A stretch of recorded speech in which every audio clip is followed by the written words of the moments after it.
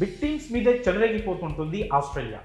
ఎంత పెద్ద జట్టు ఎదురుపడితే అంత భారీ విజయం సాధించాలని చూస్తుంది. కాంపిటీటర్ ఎంత స్ట్రాంగ్గా ఉంటే, మ్యాచ్ సిచ్యువేషన్ ఎంత కఠినంగా ఉంటే ఆసీస్ ఆటగాళ్ళు అంత బెస్ట్ అవుట్పుట్ ఇస్తారు.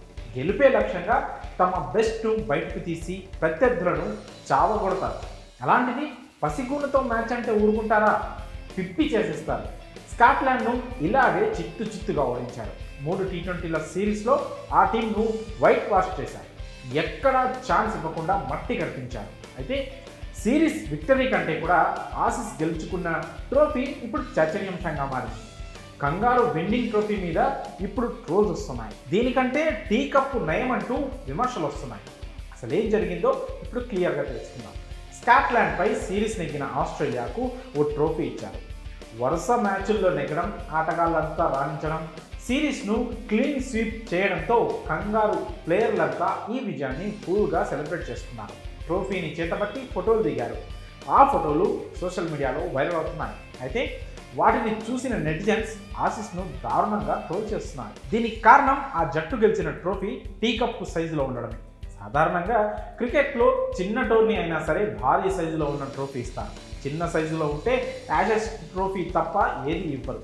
అయితే ఆ సిరీస్కు ఉన్న ప్రత్యేకత దృష్ట్యా దాన్ని అందుకోవడం గొప్ప అని అంతా భావిస్తారు. దానితో చరిత్ర ఉంది. కానీ ఇక్కడ ఆసీస్కు మాత్రం టీ కప్ సైజులో జల్లెడను పోలిన ట్రోఫీ ఇవ్వడం మీమ్స్కు మెటీరియల్గా మారింది. ఇది ట్రోఫీనా, టీ కప్పా లేక గిన్నె అనే ఆసీస్ ట్రోఫీని చూసిన నెటిజన్స్ ట్రోల్ చేస్తున్నారు.